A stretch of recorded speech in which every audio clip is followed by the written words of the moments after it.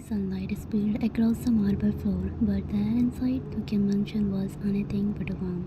You stood in the center of the living room, Ara in your arms, your back straight, eyes burning with a quiet worry. The young uncle and sat like a judge on the throne, voice sharp, equations loud. You don't understand what it means to carry the name Kim.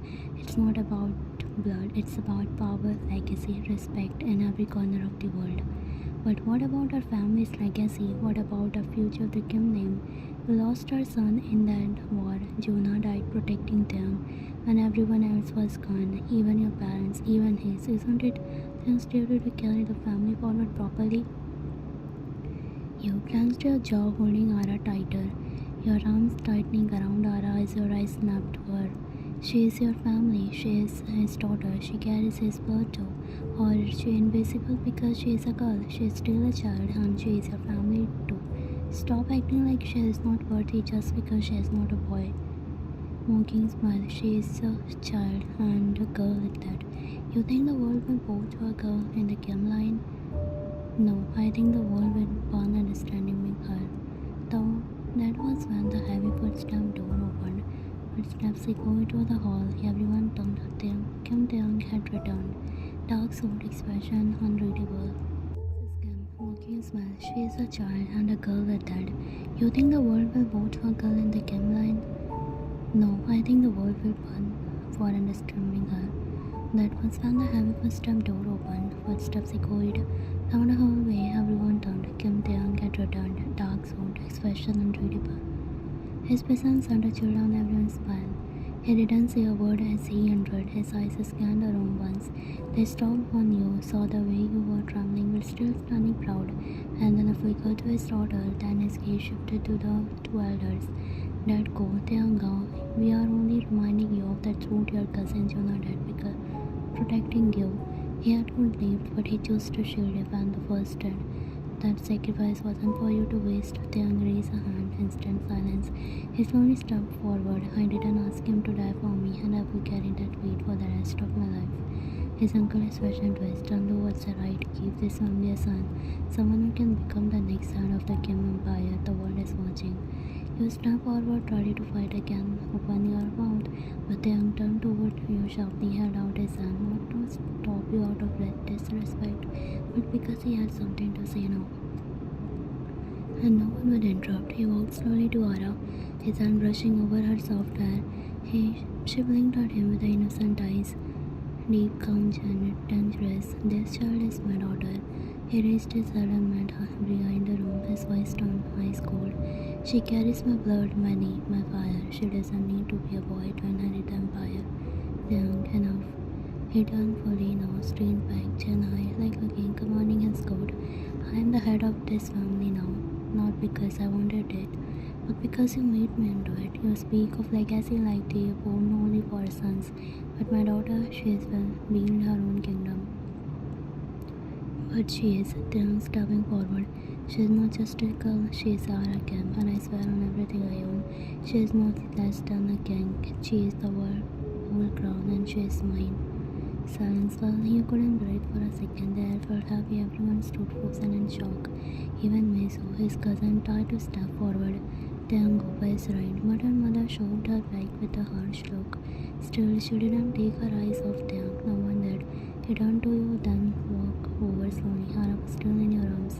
Looking between you, both her tiny reached out, grabbed Taeyang's coat. He looked down at her and smiled freely just for a second. Tell her one day that her father never let anyone decide her path. You looked at him with the white eyes. Your lips parted but no words came out. Taeyang raised his head one last time, glaring at his relatives. You can hold your traditions. I will raise my daughter. She will not carry your expectations. She will carry her own crown. Then he turned and walked out of the room without another word. This time, no one tried to stop him. You followed him moments later, holding Ara like she was her whole world, heart still racing from everything you had just heard. Time escaped evening. The sky outside turned a soft golden hue. Sunlight painting the mansion walls in a warm, funny colors. The storm had passed, but a quiet heaviness lingered in the air. A soft knock echoed against the thick wooden door. Taeyang, without looking up, come in. The door creaked open gently. You step inside holding Ara in your arm, your hair slightly messy, eyes are still tired, but glowing with a warmth as you are wrapped in a soft peach-colored blanket, tiny face body in pink. Taeyang looked up from his laptop, and the moment he saw you both, his cool expression cracked. His heart melted. He set the laptop aside and leaned back in his chair, eyes soft. My favorite girls. What's your own little one? He boarded abruptly, walking toward him. There is no drinking or water. I tried 3 times. I think she wants a daddy. The young chuckled softly, deep, low, and loving. He stood up and gently took Ara from your arms. Really? Are you already learning how to boss your mom around, Ara? You giggled and stepped back, watching him hold Ara with a softness no one else ever saw. You sat on the edge of the bed, one hand gently lifting water, the other supporting her tiny body. Ara stared at him with her big round eyes before finally latching onto the bottle. See, you just wanted me, huh? You are already like your mom, stubborn and dramatic. Excuse me. You laughed and then wandered over to the balcony. The soft breeze kissed your cheek as you stepped out. You heard a balcony railing, eyes stretching into the street grand backyard. And then you saw her, Luna, your favorite horse, beautiful Snow White with a royal golden brown mane.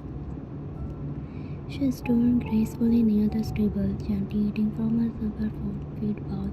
Your heart leaped. Luna, you whispered emotionally. It had been months you hadn't seen her in so long, not since before her pregnancy. You hadn't ridden her in what felt like forever, and now seeing her again, you felt a rush of joy, freedom, and excitement. You spun around and quickly ran back into the house.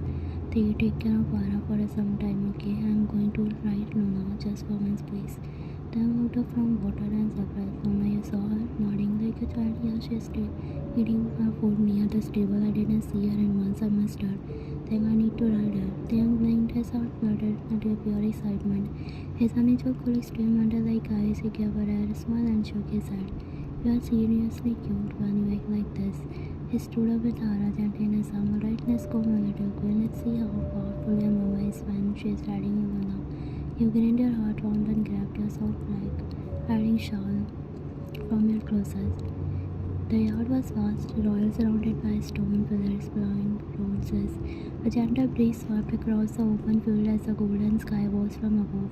Then stepped out onto the grass with Ara cradled against his chest. Just a tiny cap of sunlight wouldn't touch her face. You were on my heat, barefoot on the soft grass, killing as it reached Luna. The royal stable keeper greeted you with a respectful and helped prepare her saddle. It's been too long, Mom. It's been too long, ma'am. You excitedly miss her more than anything. You climb onto the Luna with ease. It felt like breathing again, natural, fast, powerful. Then stood still, watching you from the distance, still arm protective around Ara. His eyes followed every move you made, and he felt his chest swell with something deeper than admiration.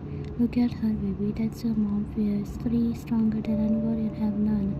You pulled on her reins gently and took her around the yard, first graceful. The wind filled your hair.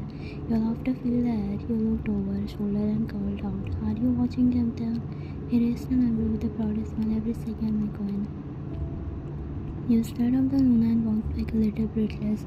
Cheeks burst from joy. You came stand in front of Taeyang and Ara. He looked at you for a moment longer before slowly handing you Ara. She looks just like you when you smile. You took Ara in your arms and looked up at him. You were staring. I always do. His voice sounded deep or something. His eyes weren't teasing. They were full, intense, gentle, but protective. He raised his head and slowly tugged a loose strand of your hair behind your ear. You were born to ride like a queen, and you gave her worth one too. Your heart stopped for a second. You looked at him searchingly. I admired you more than I can for enduring everything, for protecting Ara, for fighting against everyone, even against me when I deserve it. People talk about yours, but me, Ara is my legacy. You are my strength and home. Both of you my home. You couldn't speak, your throat felt tight. Ara let out a tear in your arms. His smile leaning forward, rested your head against his chest and gently wrapped one arm around you. Others still holding Ara's wake. You are our home too. 20 years later, the moon hung low in the dark sky, casting a pale, cold light over the abandoned warehouse. It was silent, too silent for a place filled with so many people. The silence was not peace, but fear, and the center of it on the hard, cool, concrete floor. When her hand hands were tied roughly behind her back. The skin was pressed raw. The mouth was gagged, but her eyes screamed louder than any words ever could. She knelt, blood flicking from a small wound on her temple, but her head high. Her body may have been weakened, but her spirit unbreakable. Beside her, unconscious face, Mrs. Knight, the old stubborn woman, considered a mansion like a queen, had raised her now, bedridden, lying on the floor unconscious. When her tired, she had fought back with every ounce of strained hand, screaming, kicking in the trash when they heard the old woman, but they didn't care. You know, one of the men said, circling around her like a vulture. You are always his favorite. He had burned the world for you. That's exactly what we want. The other laughed. Another woman stepped forward, tall and cold-eyed. The anger strapped. His plan was now end here, and without him, we finally get to see how the queen looks without her king. Conrad hissed, not in fear, but the rage. You think I'm weak without him? They moved to hit her again. Metal rod raised, but then crashed. The metal door of a warehouse exploded off their fingers with a deafening crash. Everyone froze. Smoke filled the entrance as they cleared. Figure stood tall at the door. Black combat boots, black pants, black bulletproof jacket, gun, and eyes like eyes. Kimhara, one of the men whispered, stepping back. Their whispers turned to panic. She stabbed and slowly pointed forward, her face unreadable. Her long black hair was tied back tight. Her jaw glanced, and the light from the above caught a silver ring hanging from her neck, one her father gave her when she turned 18. You told your man to stop me, she said, voice low, almost amused. You really thought you could? Her smile cut like a knife.